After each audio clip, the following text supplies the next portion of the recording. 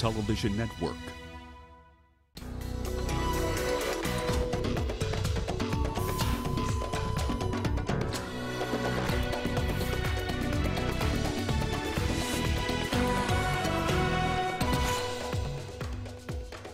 U.S. to mandate design changes on Boeing 737 MAX 8 after crashes. Algeria's Bouteflika will not seek a fifth term in office and delays elections. And DR Congo's former warlord seeks nearly $77 million in compensation. Hello everyone, welcome to Africa Live on CGTN with me, Beatrice Marshall in Nairobi. Also coming up this hour. In your business news, South Africa's Absa has its eyes set on the Ethiopian market.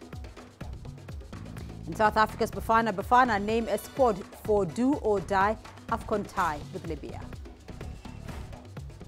And we begin in the United States, where U.S. plane manufacturer Boeing says it will deploy a software upgrade across the 737 MAX 8 fleet. This comes after the United States said it will ask the company to implement design changes by April that have been in the works for months for the 737 MAX 8 fleet. The company has been developing a flight control software enhancement for the 737 MAX designed to make the aircraft even safer. On Sunday, an Ethiopian Airlines 737 MAX 8 bound for Nairobi crashed minutes after takeoff, killing all 157 on board. This has raised questions about the safety of the new variant of the industry workhorse, one of which also crashed in Indonesia in October. At least 189 people were killed. A rising number of airlines have voluntarily grounded their fleets. Well, let's get the very latest on this development. CGTN's Girum Chala is in Addis Ababa for us. He joins me now on the phone. Girum, what is the latest on the excavation process? So, Beatrice, the excavation work has now continued. Yesterday, including the night itself, we were on the crash site.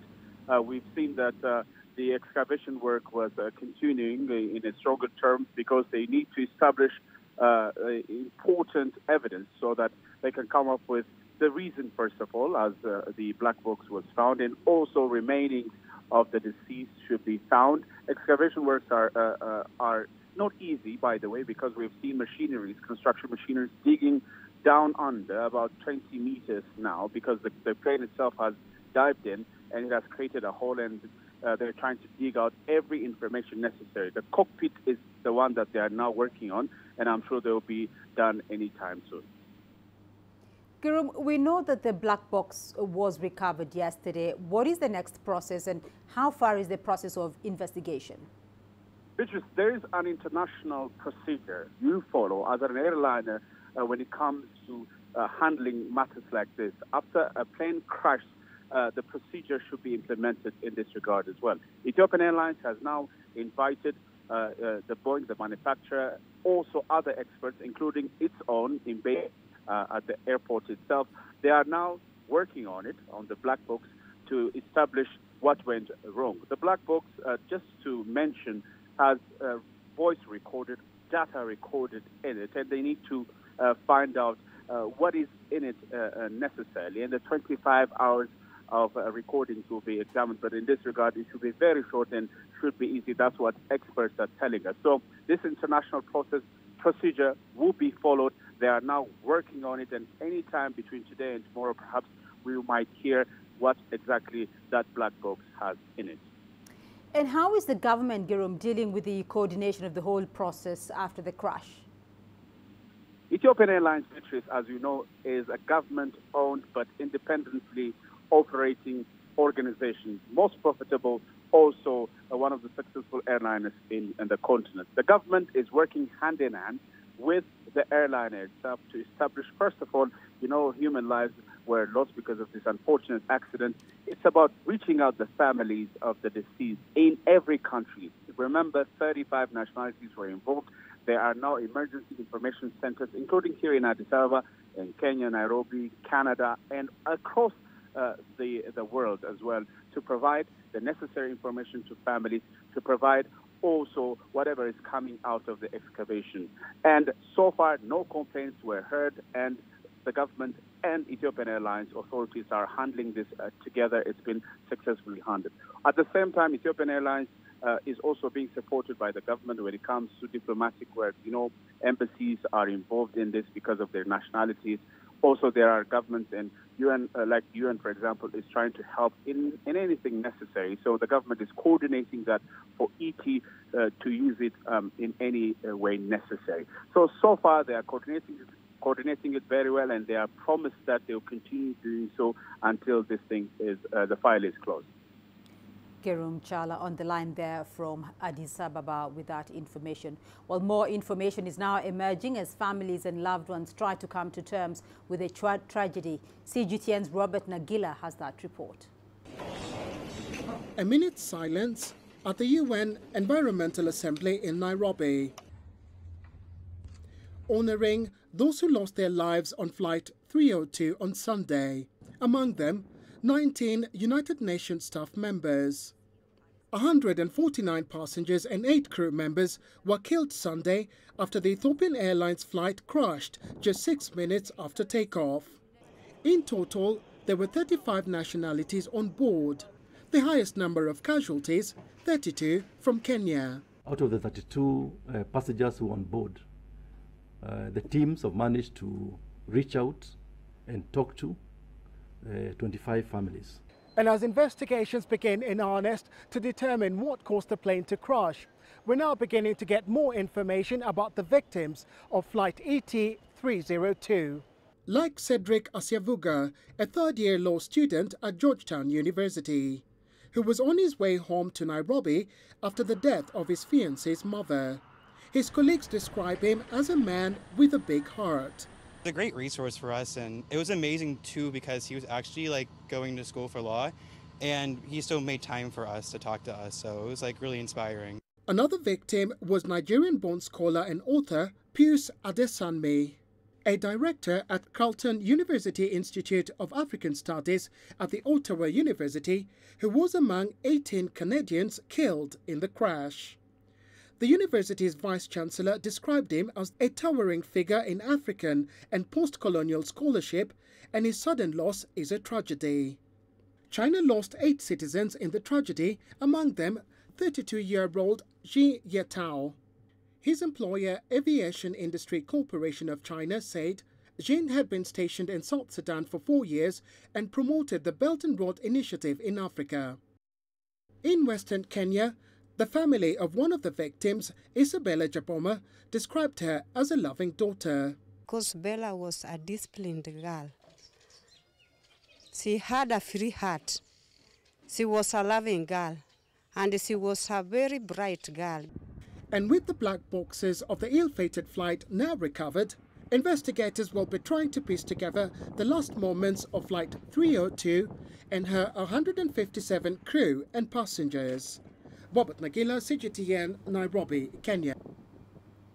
8 Chinese were among those killed on board the Ethiopian Airlines Flight 302 on Sunday. As a result, China's Civil Aviation Authority on Monday asked its domestic airlines to temporarily suspend all operations of the same model until further notice. CGTN Sunye has more. 8 Chinese, 5 men, 3 women are confirmed dead from the crash of Ethiopian Airlines Flight 302. Among them, Jin Yetao from Aviation Industry of China International and Zhou Yuan with China Electronic Technology Group Corporation. The companies told CGTN they are shocked and deeply saddened over their losses. His wife will depart for Addis Ababa tonight. We feel is our mission and also our vision to do his loved mission. We should continue. We still can't believe this happened. It's with sorrow that we now start emergency procedures. Our emergency response team landed in Ethiopia on Monday afternoon local time and has started to work with the help of the Chinese embassy there. Zhou Yuan's relatives are heading there soon. Zhou was so dear to all of us, and we at CETC are sad, but resolved to work hard as Zhou did.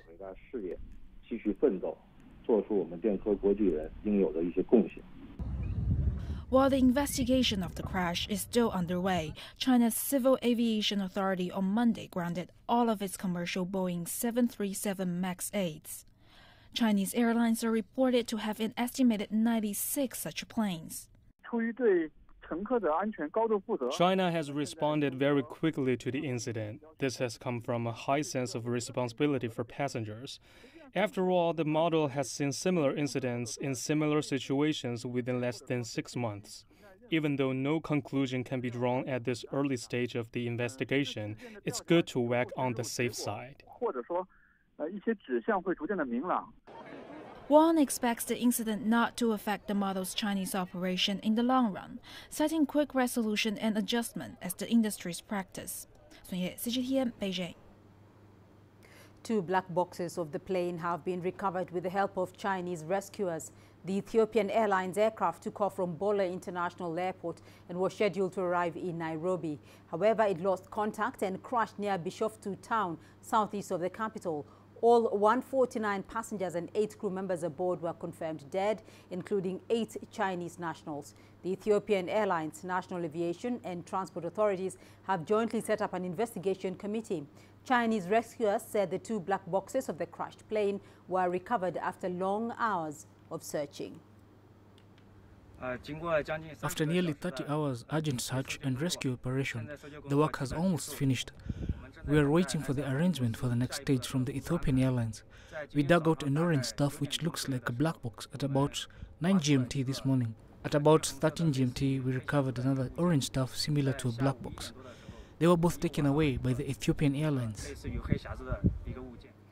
Meanwhile, the Chinese embassy in Ethiopia has set up a liaison office near the Addis Ababa Bole International Airport. This is to provide the families of Chinese victims with the necessary support after an aircraft crash. 8 Chinese nationals were among those killed in the Boeing 737-800 MAX.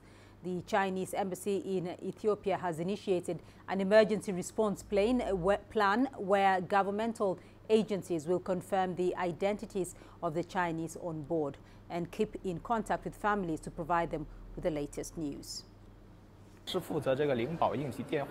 I'm in charge of answering emergency calls, and I've received about 200 calls on Sunday and Monday, all making inquiries about the air crash. All staff members of the embassy were called into action, and some of them slept in the office. The families of the victims will successively arrive in Addis Ababa from Monday. Therefore, the embassy specially appointed us to set up the liaison office in the hotel today to provide better services for them on the scene. And turning now to the ongoing political meetings in Beijing, at the 3rd plenary meeting of the National Legislature, Chief Justice Zhu Xiang and others addressed lawmakers deepening judicial reform, who now reports from the Great Hall of the People in Beijing. Making justice for all.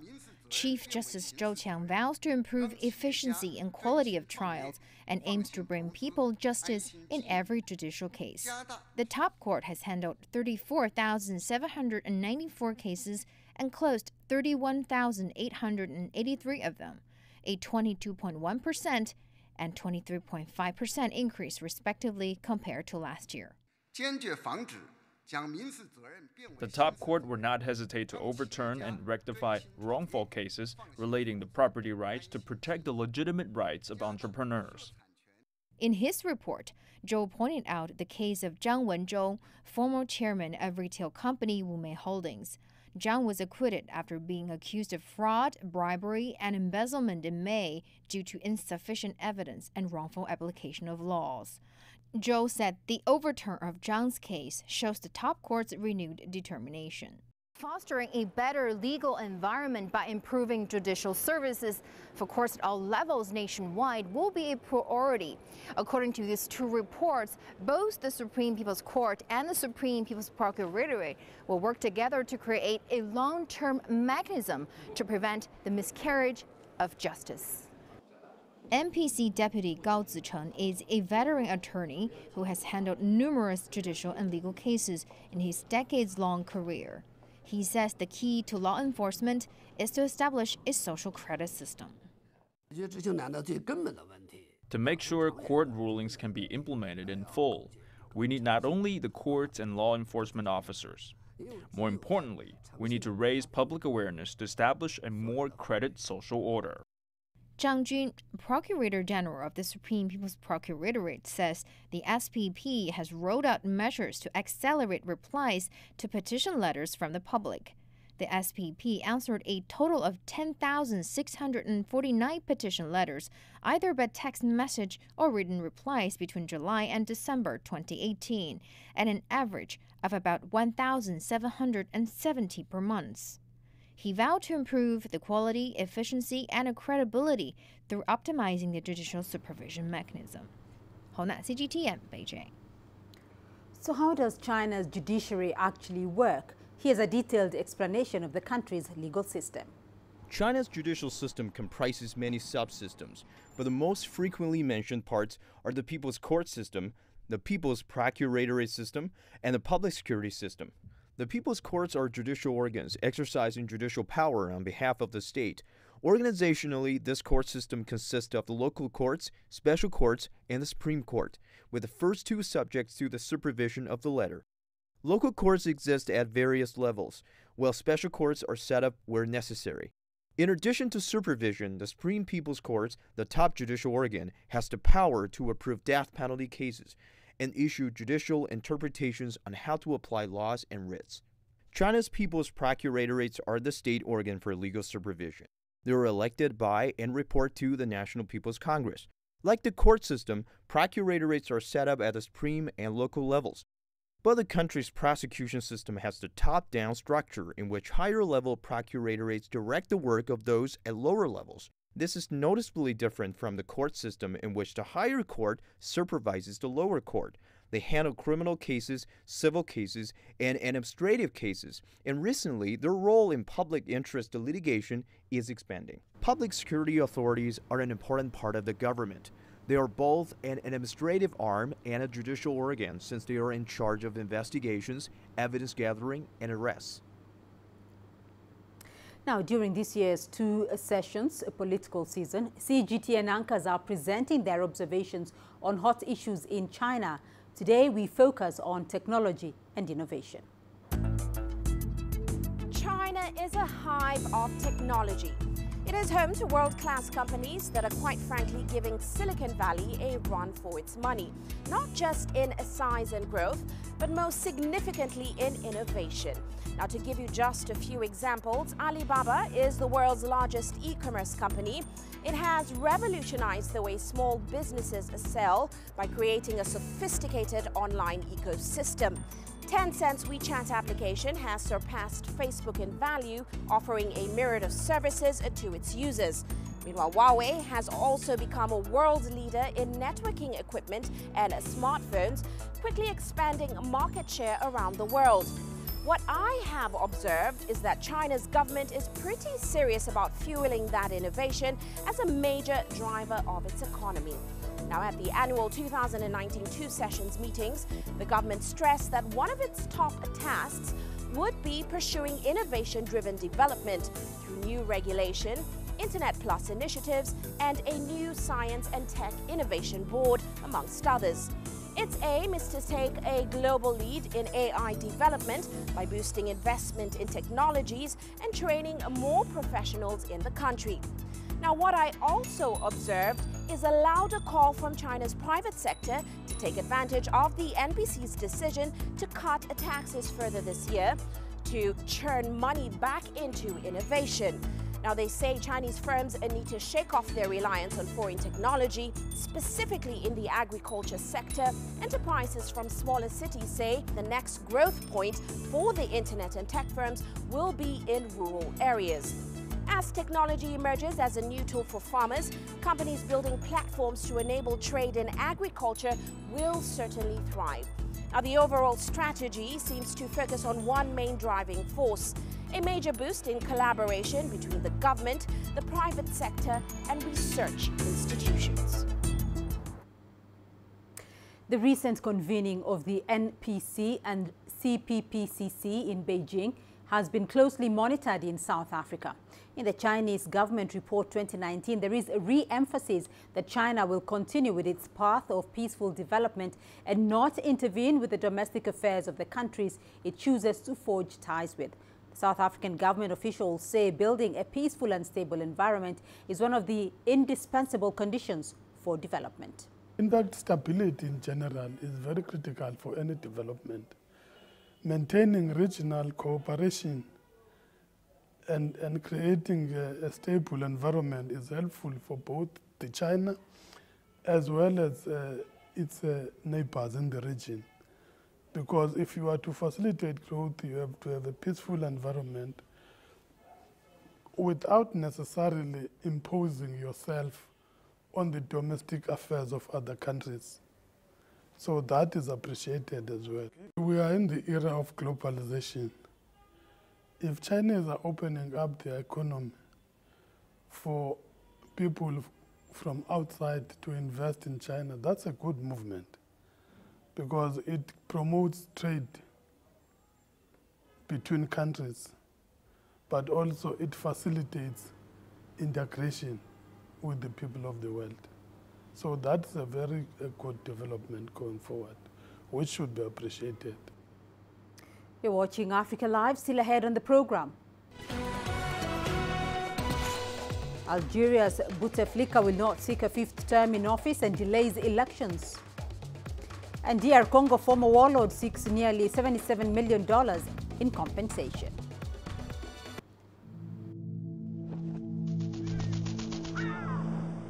How will your world change today? What happens here? What happens there? Or what you make happen for yourself? If it matters to you, it matters to us too. Your stories are the stories that need to be told. Africa Live. Find your voice.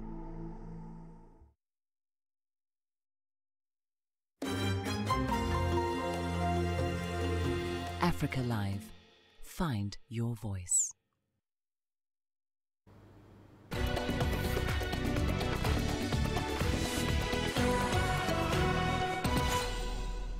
Let's go to Algeria now, where President Abdelaziz Bouteflika has postponed the 18th April presidential elections and says he will not seek a fifth term in office. President Bouteflika has ruled the North African nation for 20 years, but has been rarely seen in public since he suffered a stroke in 2013. CGTN's Michael Karanja has the update. Algerian President Abdelaziz Bouteflika has caved under pressure. The statesman has given up on his recent re-election bid. His announcement was carried on state media. Fellow citizens, Algeria is going through a sensitive phase of its history. On March 8th, for the third consecutive Friday, marches with big turnouts took place across the country. I've followed these developments. I understand the motivations of several of my compatriots who choose to express themselves as such. I understand in particular the message upheld by youth marked by worry and ambition for their future, for their own future and that of the country. His opponents did not believe Bouteflika was fit to run the country. I had the privilege of meeting the president after his return from Switzerland, first and foremost to check up on his health, but also due to the circumstances in which the country is going through currently. This time we spoke about the situation in the country, and the president informed me of some important decisions that he will take, which already have been communicated or will be communicated to the people of this country. The presidential poll has also been postponed, with no new date set for the election. But Bouteflika has promised that a cabinet reshuffle will happen soon. The Algerian leader says a national conference on political and constitutional reform would be carried out by the end of 2019. Michael Karanja, CGTN. President Bouteflika's candidacy had provoked mass protests across Algeria over the past few weeks. Soon after the ailing president dropped his re-election bid, thousands of Algerians took to the streets in celebrations. CGTN's Alexandria Majala takes a look. Tens of thousands of people have been demonstrating against President Bouteflika's fifth election bid. However, he has decided to withdraw from running and postpone the elections. This is a first success for the Algerian people, as the question of the fifth term will no longer be asked. It is a first victory for Algeria and for the Algerian people, who once again have demonstrated their commitment, their unity and their solidarity. This is a victory, a first victory. Algerian people can't say we didn't succeed. We have made a first step forward. Today's decision has made Algerians happy. We want to thank all the Algerians who went to the streets peacefully to express their happiness. Many took to the streets to celebrate. Hundreds joined in, jumping up and down with excitement. We want the system to change and to be judged. Bouteflika has ruled Algeria since 1999. Alexandria Majala for CGTN.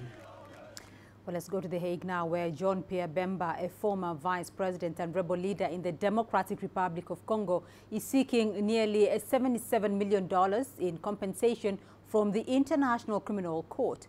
Bemba's legal team filed an application asking judges at the Hague-based court for what they called a miscarriage of justice over his former conviction for war crimes. The sum includes damages for the 10 years Bemba spent in prison. The former rebel leader was acquitted in June of last year after being accused of murders and rapes committed by the fighters belonging to his movement for the liberation of Congo rebel group in the Central African Republic during 2002 to 2003. Well, let's cross over to Brussels now. CGTN's Kevin Ozebek is joining me live from Brussels. Kevin, the DRC's Jean-Pierre Bemba is seeking $77 million in compensation from the International Criminal Court. What are the details of that petition? Well, his legal team is trying to argue that he deserves that $77 million because of a series of issues that he faced in that decade behind bars. First and foremost, according to his attorneys, his ritzy, very expensive, lavish assets that were seized by the court, his legal team argues were mismanaged to the point that they were rotting. Now, some of these assets include 7 planes, so 7 aircraft, 3 villas in the European country of Portugal, 2 boats, as well as parcels of land in the DRC. Now, on top of all of that, his legal team is also arguing that some of that $77 million would go to the legal fees that he acquired during this whole entire process, including when he was convicted and then appealed and later acquitted, as well as what his legal team is calling unlawful detention. So, Kevin, how practical, though, is this case for $77 million? Well, that's a great question. Now, a spokesperson for The Hague says its team of judges will, of course, take a look at this. They will examine everything that his legal team has put forward. But if you look at the precedent here, the ICC has never taken up one of these types of cases before. Now, there have been defendants in the past who have tried to get damages, but they have never been successful. And also consider that massive sum that Bemba is asking for, the $77 million. That's about half of the annual budget of the entire ICC. So, if he was ever to get that money, it would be such a huge blow to the court. Kevin Ozebek joining us there from Brussels. Thank you. Let's now go to Somalia, where authorities in the Horn of Africa nation are seeking to address political instability, which has been blamed for affecting government activity, including the fight against the militant group Al-Shabaab. CGTN's Abdulaziz Bello is in Kismayo and sent us this report. Somali Prime Minister Hassan Ali Khayre is in Kismayo, a strategic port city in southern Somalia, in a visit aimed at resolving months-long dispute between Mogadishu and regional administrations. Tensions escalated last year after regional states suspended working relations with the central government, accusing it of undermining regional authorities and failing to tackle insecurity. Locals have welcomed the Prime Minister's visit, hoping it will put an end to months-long dispute that has derailed development projects in most regions, including Jubaland State. We hope for peace and reconciliation. After this visit, we look forward to progress and develop a united Somalia. Political differences and conflict will cause insecurity, unemployment, and lack of coordination. We want our leaders, both at the federal and regional level, to work together, because it's only then that the public will benefit. In January, Somali leaders met in Puntland's capital, Garowe, northeast of the country. The meeting, a first of its kind in months, brought together regional leaders from the country's 5 member states and the central government, with each vowing to cooperate together in addressing critical issues. I am here with my delegation to look into ways the central government and Jubaland state can strengthen working relations. My delegation consists of ministers who will hold side meetings with regional ministers. Security heads are also here to address security cooperation. Regional lawmakers are due to elect a new president later this year. Ahmed Mohamed Islam has been the president of Jubaland state since 2013, after Allied forces retook the city from Al-Shabaab, who used its strategic port to export charcoal, making millions of dollars in illegal trade. The central government is responsible for the welfare of everyone in the country and regional states. But the progress, cooperation and working relations has not been good lately. However, we welcome all of you here and look forward to the future cooperation with the central government. Militant group Al-Shabaab has targeted regional forces in this region, overrunning several bases. Its fighters also control several districts in the Middle Juba region, from which it serves as a training base for local and foreign jihadists. The city of Kismayo has recorded a sharp increase in population since government forces liberated it almost 7 years ago. And with access to a strategic port, authorities here hope to create a business-friendly environment that will attract local and foreign investment. And the Prime Minister's visit is expected to create newfound political stability in a region that has been marred by decades of conflict. Abdulaziz Bilo, CGTN, Kismayo, in southern Somalia. French President Emmanuel Macron has arrived in Djibouti to begin his East African tour. Djibouti hosts France's largest naval base on the continent and is home to some 1,400 personnel used to train African troops as well as to monitor the Horn of Africa and Yemen. Macron stands as the second French leader to visit the East African country in the last 20 years. His visit aims to strengthen diplomatic, economic and cultural ties between France and the region. Macron's next stop will be neighboring Ethiopia, where he will meet the country's first female president, Saleh Work Zewde. You're watching Africa Live, still ahead on the program. South Africa's Absa has its eyes set on the Ethiopian market. And Zimbabwe forecasts annual inflation will fall by as much as 15% by the end of the year. Africa is the nexus of enterprise, and global business will tell you why it matters. From the mega investment projects to multi-billion-dollar mergers and acquisitions. Africa today collects, just in terms of revenues from taxes alone, $545 billion a year. If you take 10% of that and you devote it to the energy sector, problem solved. All this on Global Business, weekdays at this time on CGTN.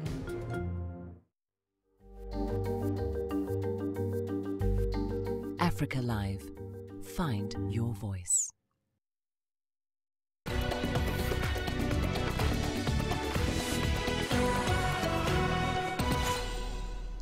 South Africa's Absa is considering entering Ethiopia, where lenders are hoping reformist Prime Minister Abiy Ahmed will liberalize the state-dominated banking sector. Ethiopia has long prevented foreign ownership in economic sectors, but Abiy has embarked on a rapid political, diplomatic and economic reform since coming to power in April.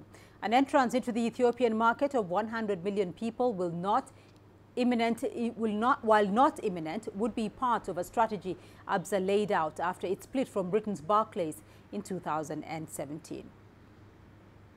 Staying in South Africa, the Black Business Council, one of several business groupings operating in the country, has just emerged from its annual summit. The council announced several key drivers that it plans to pursue in the next 12 months. CGTN's Angelo Coppola has more. Black economic empowerment is the key motivator for the summit, which saw the country's president and leaders from the major opposition parties present. Essentially, black business wants a bigger share of the economy, an economy that is evolving, that is transforming, that is embracing the best methods that the world is unleashing. They just want a bigger share of it. Delegates and speakers identified the need for fast-tracking the creation of a black-owned and controlled bank. It's really around where you see this disconnect between the owners of the instruments in the banking sector and the needs of a South Africa, where you want to redress that. And we've had this rich history, not only in South Africa, but across the world, around stokvels and savings. And we've always said therein lies the opportunity to create products that talk to the needs of an ordinary South African. One of the key concerns is that black business doesn't get its fair share of the country's pension funds' assets. Currently, black fund managers get roughly 4% of those investments. So we want these monies to be sitting in black asset managers because it enables access, it enables for democratization of the flow of capital to where it's needed the most to be able to actually realize returns. Still realize returns and also facilitate and advocate for the developmental agenda. The business grouping is unapologetic about its demands. It wants to be a big player in this market. I'm Angelo Coppola for CGTN in Johannesburg, South Africa. According to its central bank, Zimbabwe's average annual inflation should fall to between 10 and 15% by the end of the year, and that's after it reached its highest level in the decade in January. Year-on-year, inflation accelerated to 56.9% in January. That's up from 42.09% in December. The rise is attributed to an increase in the price of basic goods and beer. Central Bank Governor John Magudia has also said the exchange rate for the new transitional currency is unlikely to remain at 2.5 per US dollar by the time tobacco auctions open next week, suggesting the local units will be devalued even further. Zambia's external debt rose to a little over $10 billion at the end of last year, from $8.7 billion at the end of 2017.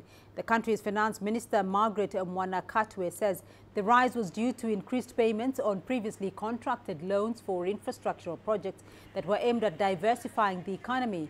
Mwanakatwe added that external debt servicing last year reached $760 million, and government-guaranteed debt stood at $1.3 billion. Zambia's foreign debt includes money that it raised through Eurobonds and other loans from bilateral and multilateral partners.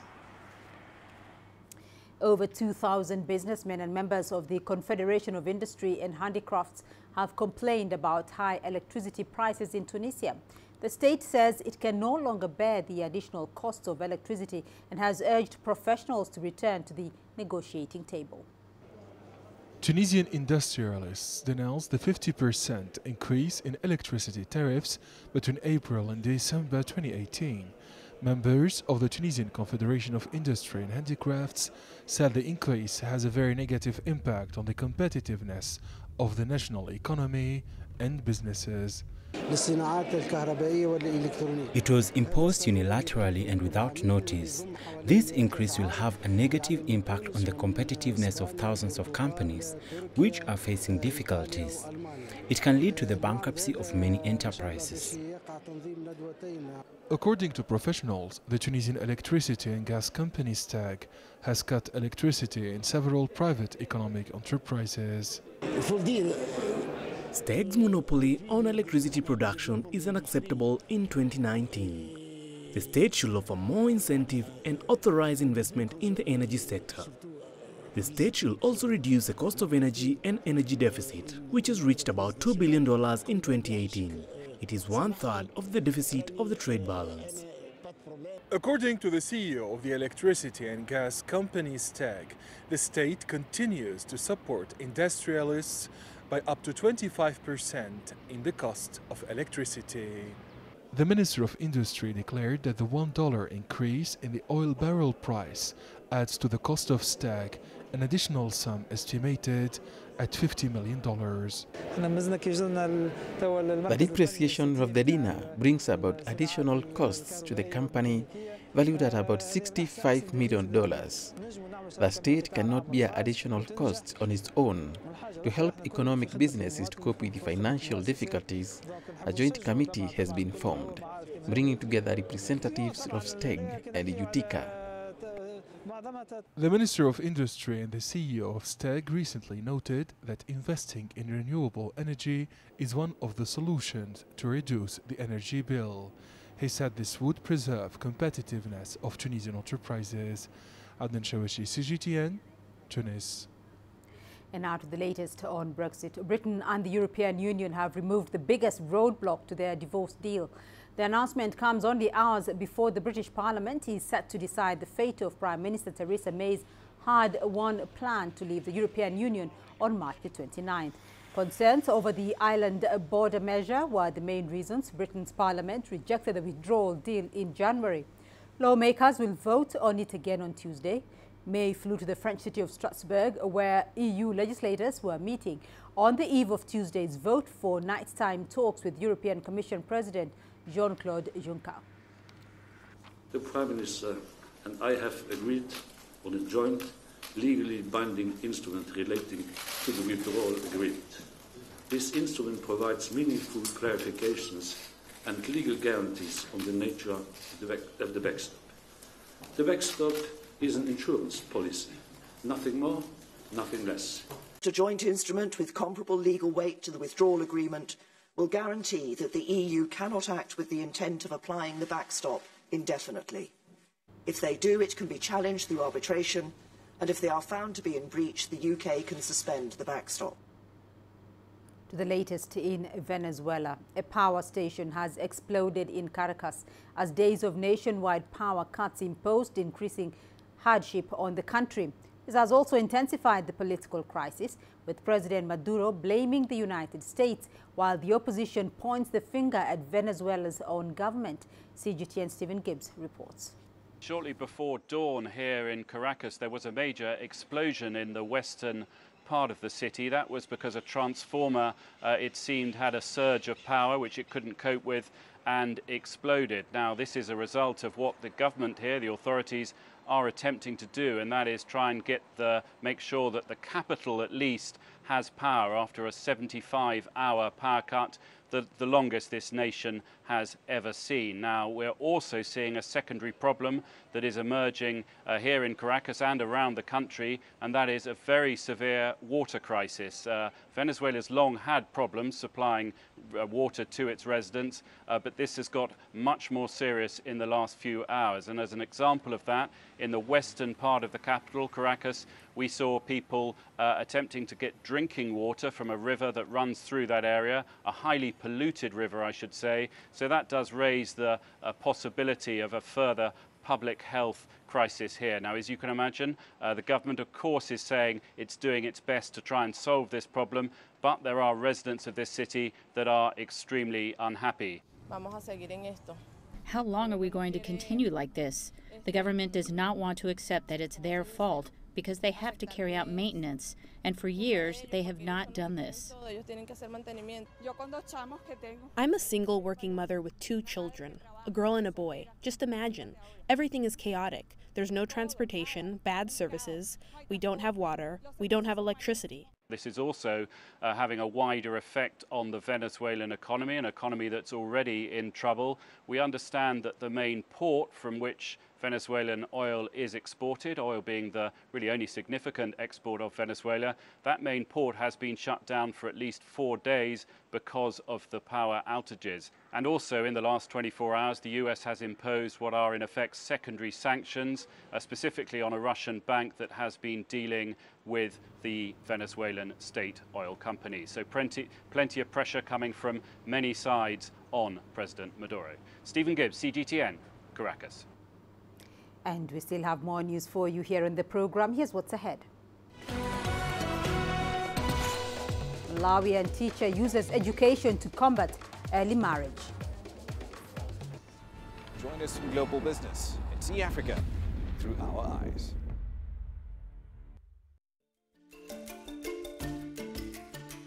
Africa Live. Find your voice.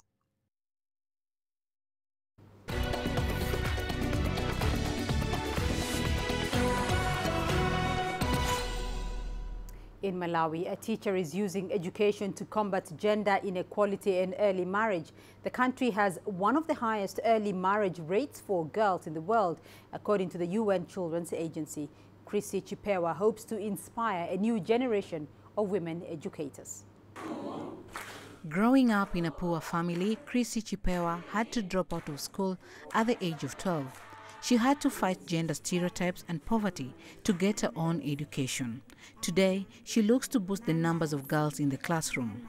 I feel motivated to do more and also to reach more girls who have dropped out from school, and also to reach more girls who might have that thinking of dropping out, not to drop out. So I feel very happy to see more girls coming back to school. When she's not at the blackboard, Chipewa gives motivational talks to her students and holds meetings at various schools around the country. Her hard work has started to pay off. We have established groups for girl learners where we encourage them to remain in school. These are girls' clubs. Even their parents and guardians are so thankful. Unlike in the past, more girls are now enrolling and remaining in school. As someone who dropped out and returned to school, I also encourage those that have come back to school not to be frustrated with comments from other learners. I encourage them to study hard and become future role models. Most of them are doing very well in class. Most young girls in Malawi do not go to school. The country's National Statistics Office says nearly 30% of girls aged 15 to 19 are either pregnant or have already given birth. The problem is that most of the parents, they don't see the importance of school to the young girls. They think that whenever the girl has reached maturity, then she can be married so that she can take care of herself, and they don't care of how this can affect her future. But the government is working to change that. In 2017, it amended a law that raised the minimum age for marriage to 18 from 15. Malawi's Education Ministry is also encouraging teenage mothers to stick with school. Chamhono, CGTN. Now, in order to give back to the community, the Chinese Community Policy Forum in South Africa held a charity donation for the River of Life Daycare Center. The center is situated in East London's underprivileged community in South Africa. More than 30 children will benefit from this initiative. The overseas Chinese community donated rice, flour, oil and kilt and crucial school supplies, much needed support for the children at the home. This is not for the first time that they give us this love of donation that can be a support to our children, and that the children can feel good to know that there are some people that have a heart of helping other children. Then they can also share with others the love that the Chinese Police Forum have shown to us. Since its establishment, the Chinese Cape branch of Chinese CPF in South Africa has not only contributed to safeguarding the personal property and safety of the overseas Chinese working and living in Eastern Cape, but also impact the local community. Community Policing Forum is making donation to the daycare center in the local community. Actually, over the past years, the Community Policing Center has done a lot to help the social and economic development of a social community. And they also have made quite a few donations to the vulnerable groups, like a daycare center. So in this regard, actually, they have been trying to promote and carry on the great tradition of benevolence, care, and a life, which we cherish so much in our culture. And for the local underprivileged communities, every year the donation comes in to fill a great need. Beryl Oro, CGTN. And your sports news now coming up next. Here's what's ahead. South Africa's Bafana name a squad for do or die AFCON tie with Libya.